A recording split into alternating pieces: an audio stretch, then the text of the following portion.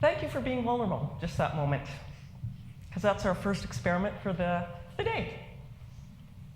So silence. It's not comfortable for some people. I know sometimes driving in a car and you have those silent moments, you start to kind of feel your body do something weird, or you have your thoughts starting to race. But what I'm asking for you today is to drop the armor and let's experiment with what we just felt and reflect on what we just felt in that moment. And just be honest with ourselves. Brené Brown's one of my heroes, and she studies vulnerability. And I think all of us that came here today to share our message are really in a vulnerable spot. And there's a lot going on. I know your heart was pounding, and my knees are knocking, and there's lots going on. And it's about paying attention to that. That's what I want to talk about today.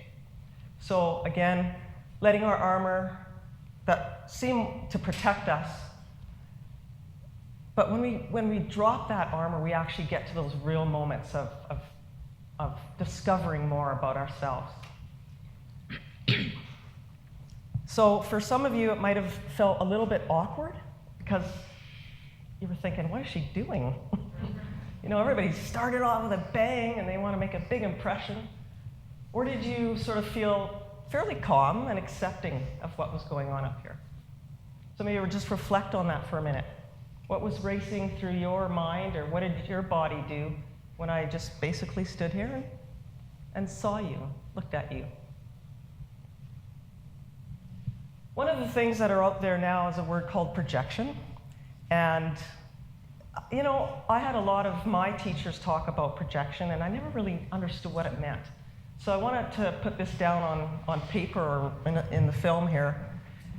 Thoughts, motivations, desires, and feelings that cannot be accepted as one's own are dealt with by being placed in the outside world.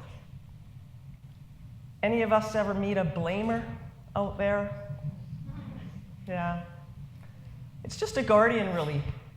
But it's easier for some people just to attribute their uncomfortableness to something else.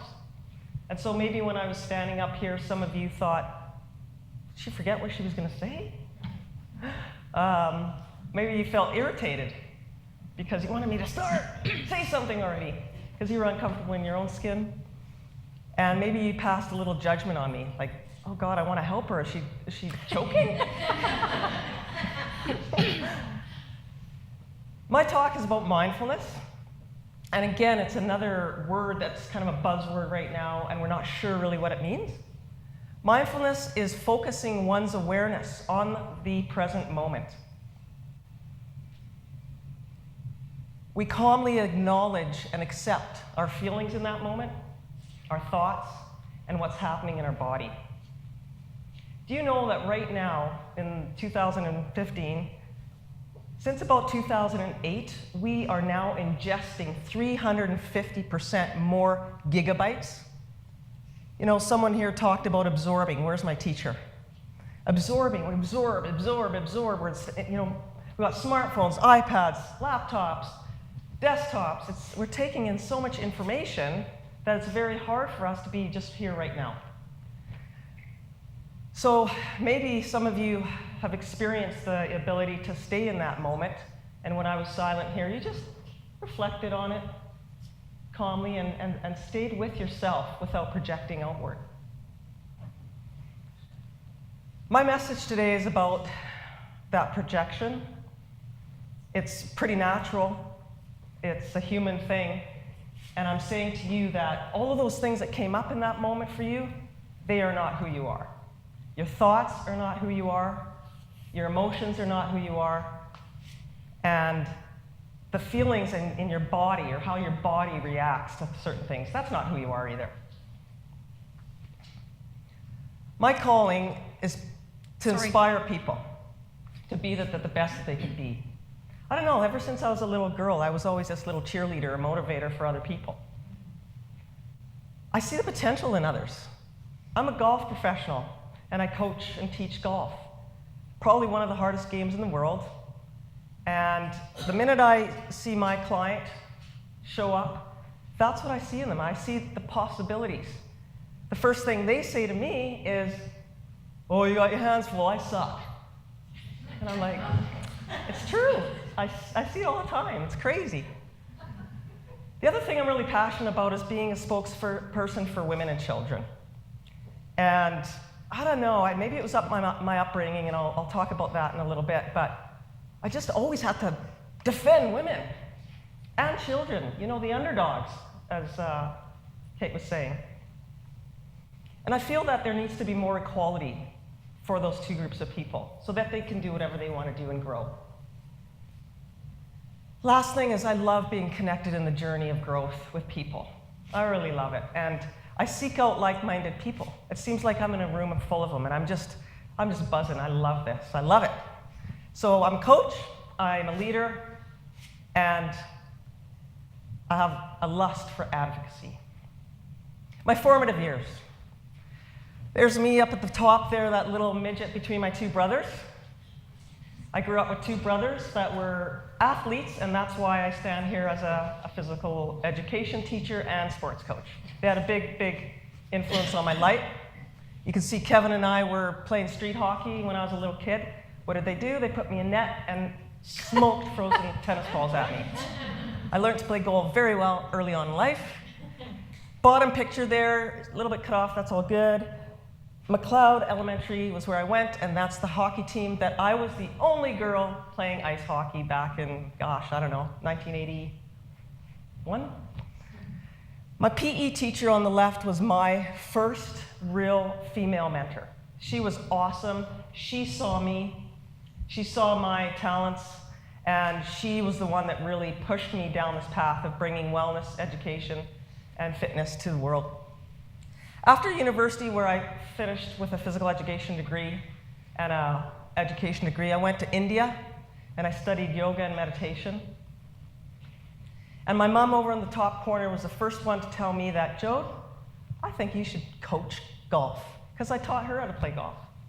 And so there I went, down that pathway. Today, I feel like I'm more of a visionary coach, bringing new concepts and new ideas. My ask is really to bring you to this game as a lifelong pursuit of excellence in your own life. Because man, is this game going to teach you that? I work with BC Golf Association. I work with another gal in the audience here in Island Girls Golf, and right now at Arbutus Ridge Golf Course. Why golf? Like I said, Pemmican, what is seemingly ugly and problematic and unwanted actually becomes our teacher. I love this game because it has been my greatest teacher. It really has. So, my quote for the game of golf has always been, golf, and you can put life in there, demands the unparalleled union of the whole self. And that's how I teach golf, and that's how I see life. I coach holistically, unifying body, mind, emotions, and your spirit or drive within to reach new heights in your game and your life. That's how I see it. Spirit is within, and that is our guide. If more of us could stand up with a golf ball or at a presentation and just listen from within, you have everything there already. But so many times I see outside distractions interfering with people's performance. Oh, the last time I was at this hole, I hit it in the water. What is your brain here? Water. Next time, in the water. So it's amazing how the brain works. The prefrontal cortex, we learn that way. But everybody brings up PFC even after they should be owning their own golf swing, because they think they have to relearn it every time they show up at tee box. It's time to own it.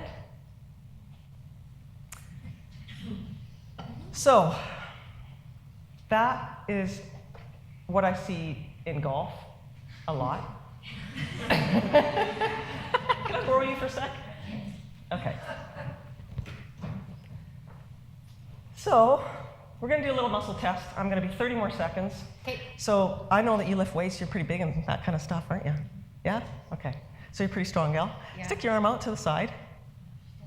And I'm going to just muscle test you, and you resist. Okay? Muscle test. All right. So it's a strong girl. So on the count of 3, you're going to turn around and look. Okay? Yeah. Okay, take a look at the screen. Muscle test. Here we go.